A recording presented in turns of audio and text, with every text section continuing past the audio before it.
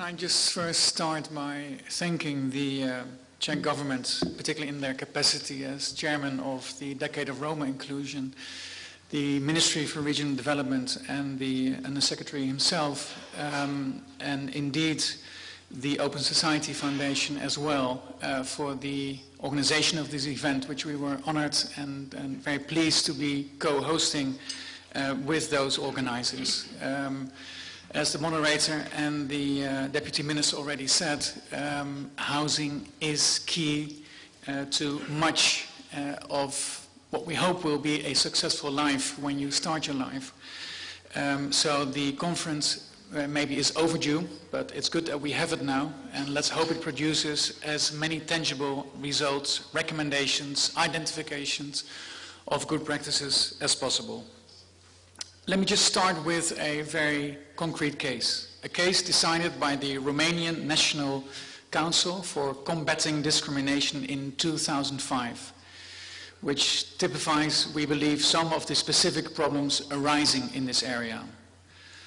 A group of Roma families were housed by a municipal authority on the site of a wastewater treatment facility on the outskirts of a city. They were given metallic shacks and wooden houses with electricity and running water. But 2 of the children died, and it was alleged that they had been poisoned by the toxic environment.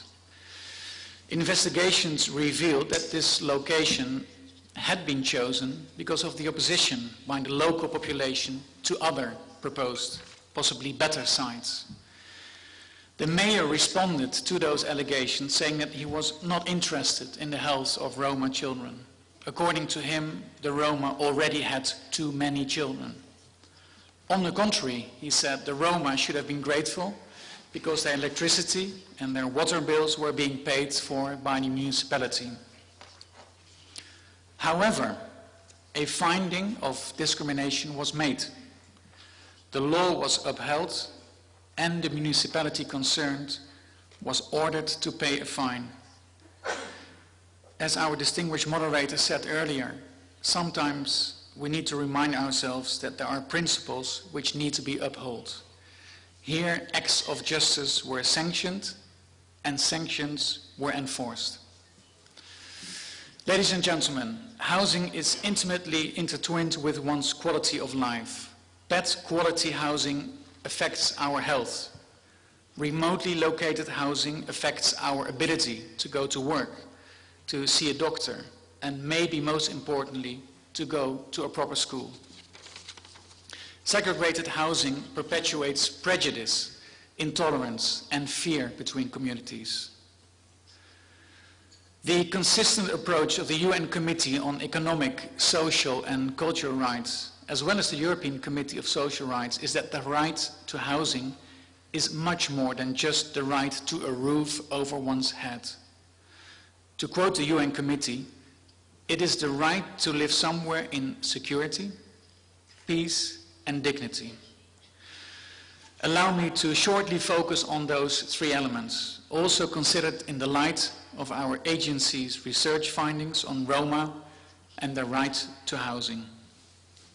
Firstly, many Roma do not enjoy security.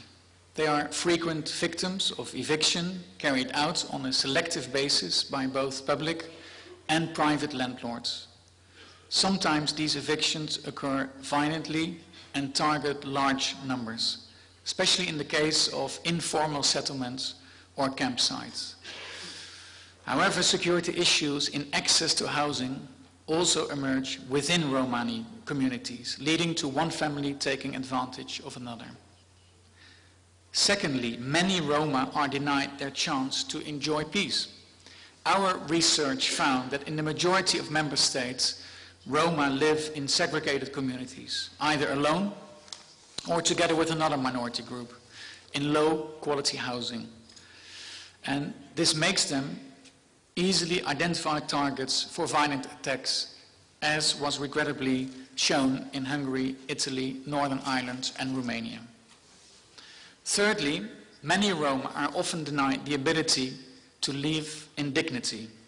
Their accommodation, as I mentioned, is often remotely located. not connected to public transport, to vital services such as health, care and education, places of work. Often the infrastructure providing electricity, clean water, sewage disposal is missing or is only there partially. And the quality of the buildings or shelter in which they live is substandard. But, ladies and gentlemen, there is nothing inevitable about this situation. The Fundamental Rights Agency conducted case studies of local and regional initiatives on Roma housing in 6 EU member states. Outside you have seen the products of that research, which we invite you to take with you. We, and those promising examples of good practice, one of them in particular is called the Coexisting Village, which took place in Ostrava, here in the Czech Republic. Now, what did we learn from those case studies? Because so many aspects of our lives are tied to our housing situation, improving housing equals the opportunity to improve quality of life in general. But the opposite is also true. A lack of adequate housing is usually one part of a bigger problem of social exclusion. Just by giving someone adequate accommodation, we do not solve joblessness or a lack of formal qualification or training or exclusion from education. So a fully integrated approach is needed to create a sustainable and successful long-term solution. I will shortly identify 4 features of such an integrated approach to housing. Firstly, participation. That's very key in order to enhance the self-empowerment of Roma. Secondly, taking steps to shift the attitude of the local community. Very important. Thirdly, support for education, training and employment. And fourthly, inclusion of the majority population as beneficiaries. In all of this, we see a vital role to be played by regional and in particular local authorities. We like to call this often the need for a proper joined-up governance. My distinguished colleague Eva Sobotka, who is sitting next to me, will go into this in more depth after this particular panel session. A first positive feature what we identify with our research is the participation of the target population group, not just in designing the projects, but also in the physical task of construction. Secondly, a second positive feature is taking steps to shift local attitudes. Very often, as I don't need to explain to you, we find that public opposition to Roma settlements has a decisive impact on their location. And this was actually the case with my opening example. Again, during the construction of the Coexistence Village in Ostrava, those who were leading the project were very active in challenging stereotypes through the media. Here, the municipal authority received 2 petitions against the Roma moving into the area. At the start of the project, a petition was received with 700 signatures.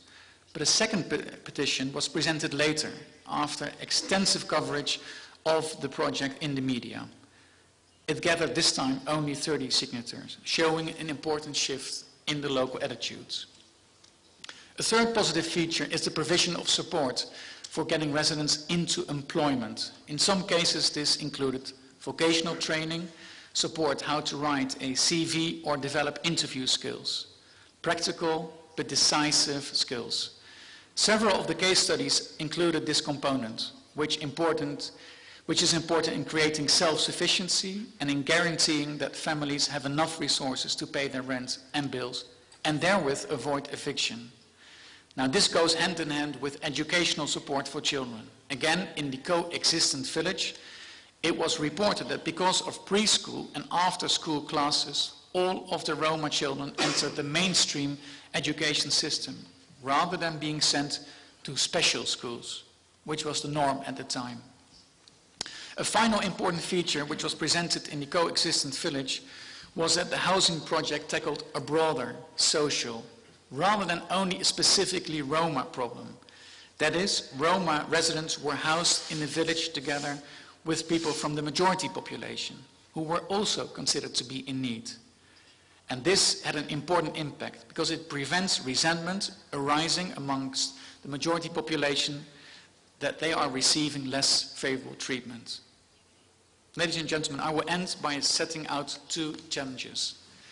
First, while the case studies we examined are very much to be welcomed and to be disseminated, they tended to be, however, isolated projects in that they did not form part of a national approach. An important exception to this is Hungary, where national funding for urban development is conditioned on anti-segregation plans. Secondly, these type of projects tend to be extremely high in costs relative to the numbers of people that they benefit. And this means that all types of funding have to be explored, including from the EU level, from charitable organizations, from private sources.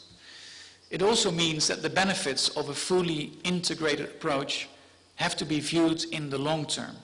It must be recognized that the cost can be justified in view of the important social changes that they will ultimately make. Ladies and gentlemen,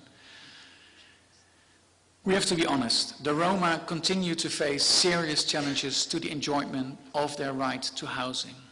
But the way to overcome these obstacles is clearer than it was previously. And over the next 2 days, we will have the chance to continue building approaches to improving access to housing for Roma, and most importantly, to finding ways making the right to secure, peaceful and dignified housing a reality. Thank you.